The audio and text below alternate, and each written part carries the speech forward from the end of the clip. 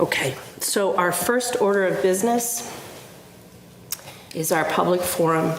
Residents are invited to share ideas, opinions, or ask questions regarding town government. We do ask that people do their best to keep their comments to about 2 minutes. So I imagine, yes, sir, please start us up. If you could start with your name and address, that's all. My name is Timothy Boyven, and I live at 41 Pinecrest Village in Hopkinton. I am here tonight, yes, in support of Sergeant Timothy Brennan, but even more importantly, in support of the survivor in this case. My wife and I are personal friends of her family. The morning after the Loudermill hearing, I received a frantic text message from the survivor's mother that the police chief had outed her in a release that included the transcript of Sergeant Brennan's interview with Kroll. I immediately downloaded the document that included that personal identifying information, or PII, and sent an email at 10:30 a.m. to the Town Select Board group email stating how disappointing it was that the town saw fit to let the police chief release such information. This information included the victim's first name, town of residence, date of birth, school, major, and profession, as well as her young son's date of birth and the time frame of her young daughter's date of birth. I let the board know how mortified the survivor's mother was at this information being released. I assumed that it would be immediately removed from the town's website. Instead, it remained there until Sunday. To this day, not a single member of the select board has responded to that email. The victim's family has been living in fear for a year now. One of the key protections that rape survivors are granted under Massachusetts state law is that their identities and other PII is not released to the public prior to any trial. The town continues to fail the survivor every single step of the way. And it also failed other potential child victims by not informing the Blackstone Valley Regional High School that the coach of their girls' soccer team was under investigation for raping a child. At the very least, as a term of his suspension, Deputy Porter should have been required by the police chief and select board to not have any interactions with underage children. In his role as public servant, Tim made a compassionate decision to respect and protect the victim of a heinous crime allegedly committed at the hands of former Deputy Chief of Police. He has a responsibility to her, just as you all have a responsibility to her, and you still do, to protect her and respect her decisions. He did the right thing by the victim. It was not for you to reveal her identity, whether done maliciously, callously, out of sheer ignorance or stupidity. You had a responsibility to her, just as Sergeant Brennan had a responsibility to her. You offer an apology and that we're going to do better by breaking the law. You broke the law, you exposed the victim, and all you offer is an apology and a promise to do better. And yet, Officer Brennan had a tactical or a minor infraction, and you want to take away his ability to feed his family and do the things that he's passionate about, and that is to be an officer. After hearing both sides at the Loudermill hearing, there was no deliberation amongst the select board. It took 42 seconds for Select Board member Amy Ritterbusch to motion to terminate, with an immediate second for the motion. Mariel Kramer, the Select Board Chair, is the only member of your board that has professional experience dealing with trauma victims and survivors, yet none of the other 4 members gave any respect for her opinion on this matter. Ladies and gentlemen of the board, I'm here today to express dismay over the potential termination of Sergeant Brennan and to urge you to reinstate him. If I were a survivor of a sex crime, I would hope that a compassionate, victim-centered officer like Sergeant Brennan was within my reach. I would hope that the officer I confided in would put my humanity first instead of digging into a policy manual that provided no clear guidance on how to handle sexual misconduct allegations against a superior officer. Sergeant Brennan did exactly this, kept the survivor's confidence, and allowed her to come forward to build a case on her own timeline. This is true public service. I can only hope all first responders in the same scenario could make the same decision to protect a survivor. After all of this effort to allow the survivor to remain anonymous, Chief Bennett and the board published her name. Let that sink in. How devastating this must be for her after all of this time. After all of this time. During Brennan's hearing, in one breath, the town council was recommending termination for violating policy that required Brennan to report to the chief and the deputy chief. In the next breath, the town council then states that since Brennan didn't want to do that, or he didn't do that, he should have used common sense and reported it to someone on the select board, town manager, etc. But wouldn't that have also violated the same policy? Would he have faced termination back then for violating this policy? Since it seems the select board likes to play hypothetical situations, if Brennan had indeed reported it in 2017, it was stated over and over again that there would not have been sufficient enough evidence to have indicted Porter. It would have been a he said, she said. But wait, she said she would deny it then. So there would have been no case. And Porter still would have been in the public. As an officer, you still would have promoted him. And he would have still probably been continuing to coach soccer. As Brennan has stated his years of experience, he knew what it was going to take for her to come forward in her own time to report enough information to be able to indict him. For 7 years, he kept her name anonymous. One looks at that, many of us obviously see that as commendable. Interestingly, later in the hearing, the chief sat there and emphatically stated during a hypothetical question by a select board member that if Brennan had come forward in 2017, that he would have 100% been able to keep her identity anonymous, as well as provide her with the support she would need to feel comfortable.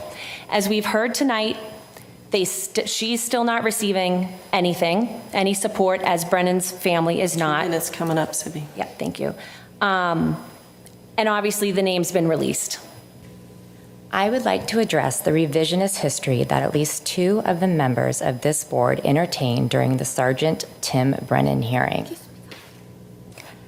Irfan and Mary Jo both claimed that they wouldn't have promoted Jay Porter had Sergeant Brennan alerted them to the allegations that he had raped an underage girl. This is absolutely false.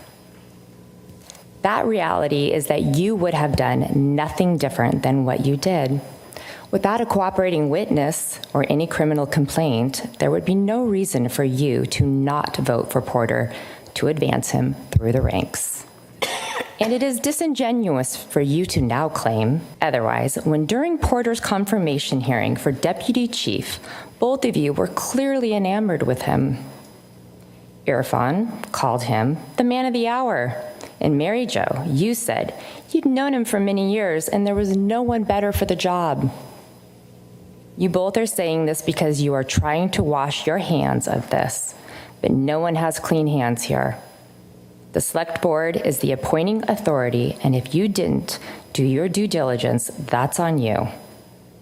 And anyone who has been in town for more than a few years knew there were red flags with Porter. Muriel publicly said she had reservations about the process. And as for you, Amy, You're approaching 2 minutes. I am deeply disappointed that you obviously had made your mind up before the hearing.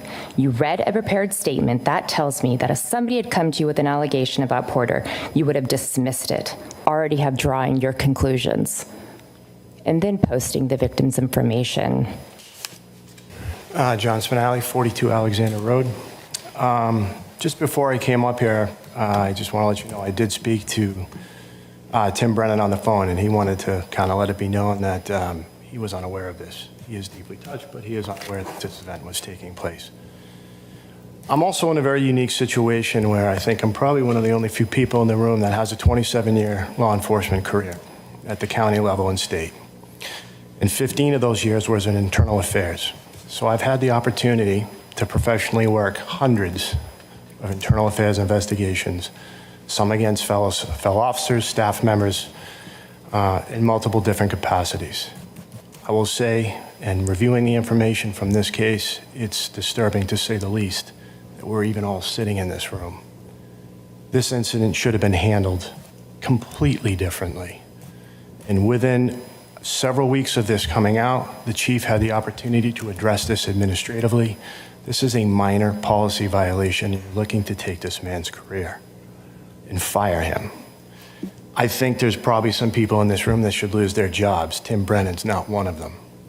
I can assure you that if this does go down this path and he loses his job in arbitration, he will get his job back. History tells me that. It shows me that in the investigations that I've done, in the multiple arbitration hearings I've sat in. This town does not have a leg to stand on, and it will cost this town thousands in fees. So the bigger picture here is, how should this have been handled? And it was handled completely inappropriately by the chief. That the right thing is not always the easy thing to do. And the easy thing is not always the right thing to do. And Tim chose the hard path. And maybe on a technicality, it was wrong, but it was 100% the right thing to do for that victim. And the fact that that is being overlooked, and the fact that people on this board did not consider all the facts before coming to a conclusion, or blatantly misunderstood the timeline, and made that clearly apparent at the last hearing, was very disappointing. I was watching from home then. I'm here now because I feel more passionate after seeing how Tim has been treated. And if this committee select group votes to terminate Tim, I ask you immediately after that to hand in your resignations, especially with the disclosures that have happened over the past week. I think that everything that everyone has said tonight has just been incredible, and I'm appalled. I'm appalled at this board, and I'm appalled at the chief. And I would like to make a motion that Tim Brennan be the new chief of police in this town.